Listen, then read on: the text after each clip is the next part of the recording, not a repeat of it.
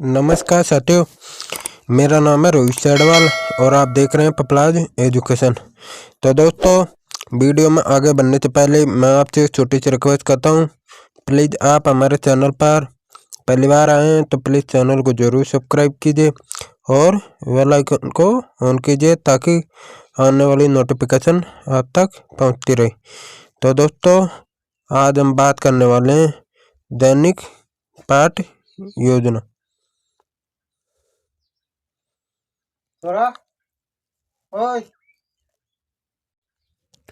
तो दोस्तों, आप विद्यालय का नाम लिख लीजिए। जो आपका विद्यालय होगा वो आप अपना विद्यालय का नाम लिख लीजिए अपने अनुसार। जैसे मैंने लिख रखा है government senior secondary school Rajgarh.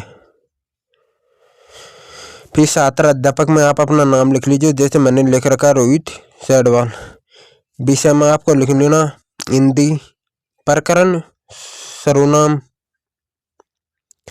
फिर दिनांक में आप लिख लेना जो जिस दिन आप स्कूल या कॉलेज में आप प्रस्तावना दैनिक पाठ्य योजना पढ़ाओगे उस दिन के आप इसमें पाठ्य योजना लिख लीजिए। कक्षा आपको लिखना है सह कालांश, पहला दूसरा तीसरा चौथा जो भी आपका कालांश हो वो आप अपने अनुसार सिलेक्ट कर लीजिएगा। समय 45 मिनट। तो दोस्तों, कई स्कूलों में समय 30 से 35 मिनट का भी होता है और कई स्कूलों में 45 मिनट का भी होता है। जो समय होगा वो आप अपने अनुसार लिख लीजिएगा। फिर दोस्तों, हम सामान्य उद्देश्य लिखेंगे। सामान्य उद्देश्य में आपको लिखना है विद्यार्थी में हिंदी विषय अध्ययन के प्रति रुचि उत्पन्न करना। फिर दूसरा सामान्य उद्देश्य आपको लिखना है विद्यार्थियों में रचनात्मक प्रवृत्तियों को प्रोत्साहित करना। फिर तीसरा उद्देश्य आपको लिखना है विद्यार्थियों में तर्क शक्ति का विकास करना। फिर चौथा उद्देश्य आपको लिखना है विद्यार्थियों में मानसिक शक्ति का विकास करना। तो दोस्तों, ये थे हमारे सामान्य उद्देश्य। फिर दोस्तों, हम विशिष्ट उद्देश्य में और अपेक्षित व्यवहारगत परिवर्तनों के अंतर्गत हम लिखेंगे। सबसे पहले आपको विशिष्ट उद्देश्य में आपको लिखना है ज्ञानात्मक उद्देश्य। जो ज्ञानात्मक से जो उद्देश्य जो व्यवहार से जो परिवर्तन होगा विद्यार्थियों में वो हम अपेक्षित व्यवहार परिवर्तन के अंतर्गत हम लिख देंगे।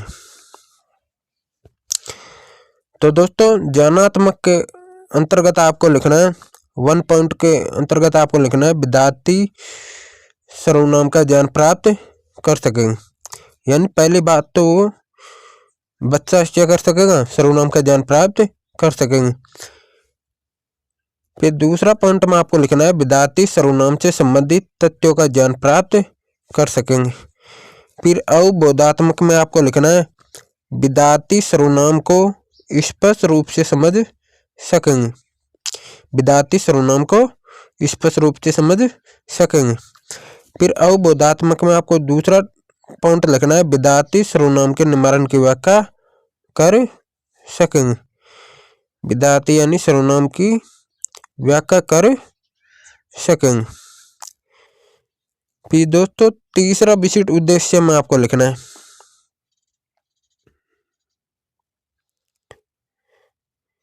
तीसरा विशिष्ट उद्देश्य में आपको लिखना है अनुप्रयोग। और अनुप्रयोग के पहले के अंतर्गत आपको लिखना है विद्यार्थी सर्वनाम के कार्यों का विश्लेषण कर सकेंगे। अनुप्रयोग का दूसरा पॉइंट आपको लिखना है विद्यार्थी सर्वनाम से संबंधित तथ्यों का प्रत्याशमन कर सकेंगे। फिर चौथा विशिष्ट उद्देश्य आपको लिखना है कौशल। और कौशल में आपको पहला पॉइंट लिखना है विद्यार्थी सर्वनाम को जानने में दक्षता प्राप्त कर सकेंगे।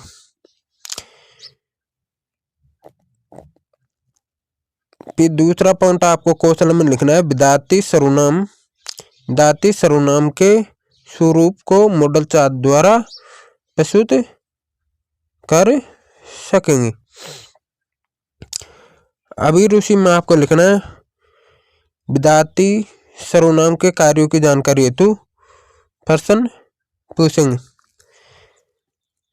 दूसरा पॉइंट आपको लिखना है विद्यार्थी सर्वनाम निवारण प्रक्रिया के बारे में अधिक से अधिक जानने का प्रयास करेंगे।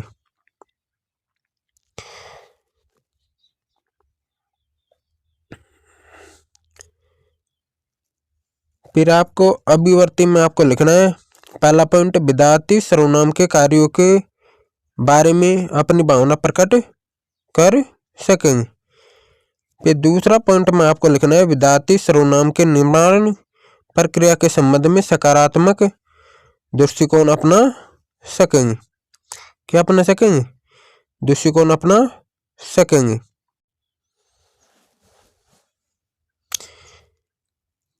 फिर दोस्तों आपको सहायक सामग्री में आपको लिखना है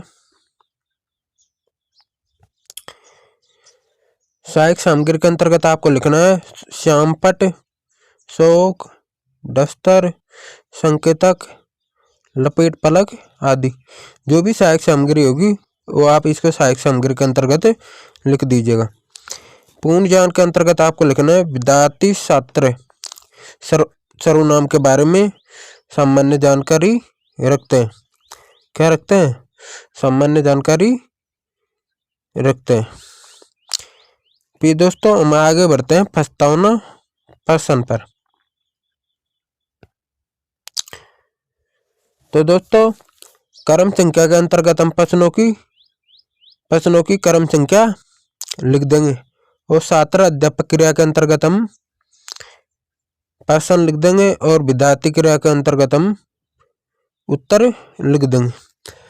पहला प्रश्न हम बच्चों से पूछेंगे राम एक महान राजा थे। इस वाक्य में संज्ञा कौन है?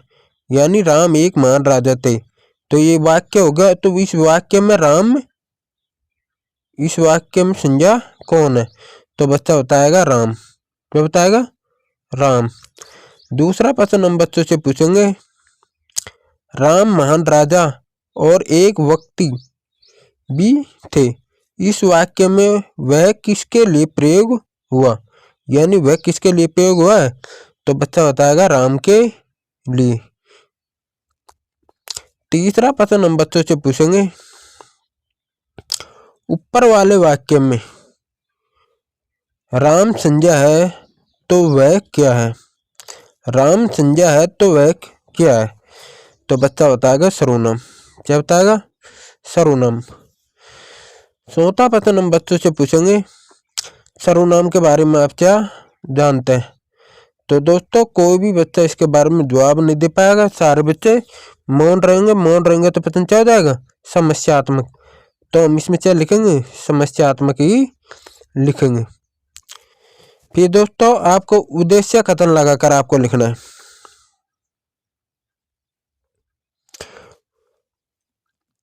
अच्छा तो विद्यार्थियों आज हम सर्वनाम के बारे में विस्तार पूर्वक अध्ययन करेंगे। क्या करेंगे? अध्ययन। किसके बारे में? सर्वनाम के बारे में। फिर हमारी शिक्षण विधि होगी व्याकरण विधि, पठन विधि, वाचन विधि। ये सब हिंदी की विधियां होती है और व्याकरण विधि सभी विषय के अंतर्गत आती है। इस बात का विशेष ध्यान रखिएगा। फिर दोस्तों हम पाठ का क्या करेंगे? प्रस्तुतिकरण करेंगे।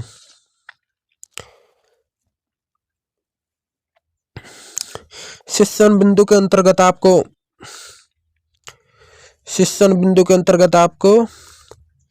शिक्षण बिंदु लिखना है। छात्र अध्यापक क्रिया के अंतर्गत आपको छात्र अध्यापक की क्रिया लिखनी है और विद्यार्थी क्रिया के अंतर्गत आपको जो विद्यार्थी क्रिया करेगा, जो विद्यार्थी बताएगा, जो विद्यार्थी की क्रिया के अंतर्गत आएंगे उनको हम विद्यार्थी क्रिया के अंतर्गत लिख देंगे। और श्यामपट कार्य जिसे हम श्यामपट पर जो महत्वपूर्ण जो शब्द होंगे हम उनको लिखेंगे, उनको श्यामपट पर लिखेंगे। तो ये हो जाएगा हमारा श्यामपट कार्य। तो दोस्तों सबसे पहले शिक्षण बिंदु हम लिखेंगे सर्वनाम की परिभाषा। परिभाषा छात्र अध्यापक खतन लगाकर आपको बच्चों को समझाना होगा संज्ञा की परिभाषा, बच्चों को बताना होगा। तो छात्र अध्यापक खतन लगाकर आपको लिखना है जिन शब्दों को संज्ञा के स्थान पर प्रकृत किया जाता है उन्हें सर्वनाम कहते हैं। संज्ञा की पुनरावृत्ति बार बार ना हो इसके लिए सर्वनाम का प्रयोग किया जाता है। जैसे मैं, तुम, वह, हम आदि। तो छात्र अध्यापक क्या करेंगे, छात्र अध्यापक इन्हें ध्यानपूर्वक सुनेंगे। फिर हम श्याम पट पर लिख देंगे संज्ञा के स्थान पर प्रकृत होता है होने वाले तो क्या कहते हैं हम शब्दों को सर्वनाम कहते हैं।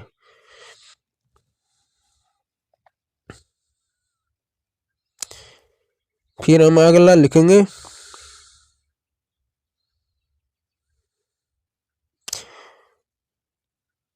सर्वनाम के भेद। तो दोस्तों आपको बच्चों को बताना होगा सर्वनाम के 6 भेद होते हैं। पहला भेद होता है पुरुषवाचक सर्वनाम, दूसरा संबंधवाचक सर्वनाम, तीसरा प्रश्नवाचक सर्वनाम, चौथा निश्चयवाचक सर्वनाम और पांचवा अनिश्चयवाचक सर्वनाम और छठा निजवाचक सर्वनाम। यानी सर्वनाम के कितने भेद होते हैं 6। और छात्र अध्यापक ध्यानपूर्वक सुनेंगे और आपको श्याम पट पर लिखना है सर्वनाम के 6 प्रकार होते हैं। फिर बोधात्मक प्रश्न हम पूछेंगे सर्वनाम के कितने भेद होते हैं, तो बच्चा बताएगा 6। तो बच्चा क्या बताएगा 6।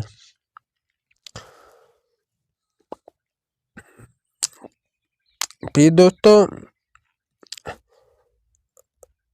हम संज्ञा के सर्वनाम के भेदों को बच्चों को बताएंगे। सबसे पहला हम बताएंगे पुरुषवाचक सर्वनाम। पुरुषवाचक सर्वनाम की परिभाषा हम बच्चों को बताएंगे जो सर्वनाम वक्ता, श्रोता तथा किसी अन्य व्यक्ति के लिए प्रकृत होता है उसे पुरुषवाचक सर्वनाम कहते हैं।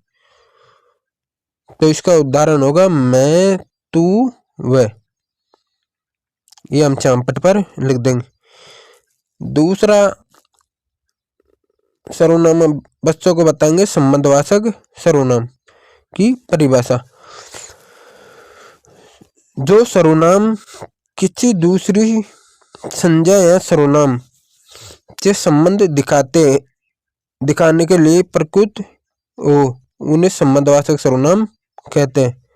और छात्र अध्यापक इनको क्या करेंगे ध्यानपूर्वक सुनेंगे। आपको यहाँ पर लिखना है और उदाहरण आपको लिखना है जो करेगा सो भरेगा, जो करेगा सो भरेगा। और तीसरा हमें प्रश्नवाचक सर्वनाम में लिखना है जो सर्वनाम संज्ञा के स्थान पर भी आते हैं और वाक्य को प्रश्नवाचक भी बनाते हैं उन्हें हम क्या कहते हैं प्रश्नवाचक सर्वनाम कहते हैं। जैसे उदाहरण तुम्हारे घर कौन आया है, ये प्रश्नवाचक चिन्ह लग गया तो ये क्या हो जाएगा प्रश्नवाचक सर्वनाम। तो ये वाक्य प्रश्नवाचक सर्वनाम बन जाता है। फिर दोस्तों चौथा में आपको लिखना है निश्चयवाचक सर्वनाम।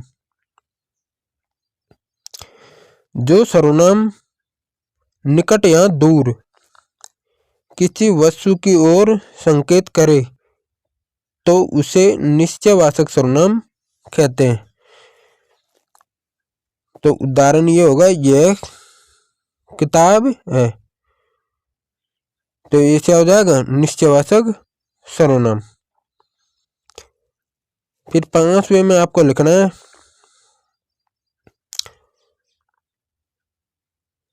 अनिश्चयवाचक सर्वनाम के अंतर्गत आपको लिखना है जिस सर्वनाम से किसी निश्चित व्यक्ति या पदार्थ का बोध नहीं होता हो उसे अनिश्चयवाचक सर्वनाम कहते हैं। इसका सैंपल उदाहरण होगा बाहर कोई है, यानी बाहर कोई है, तो ये कौन सा सर्वनाम होगा? अनिश्चयवाचक सर्वनाम। फिर छठा सर्वनाम होगा निजवाचक सर्वनाम। इसकी परिभाषा होगी जहाँ स्वयं के लिए, जहाँ स्वयं के लिए आप, अपना अथवा अपने आप शब्द का प्रयोग हो, यानी निजवाचक सर्वनाम कहलाता है। तो इसका उदाहरण क्या होगा? राम अपना काम करता है, राम अपना काम करता है, तो ये वाक्य कौन सा होगा? निजवाचक सर्वनाम।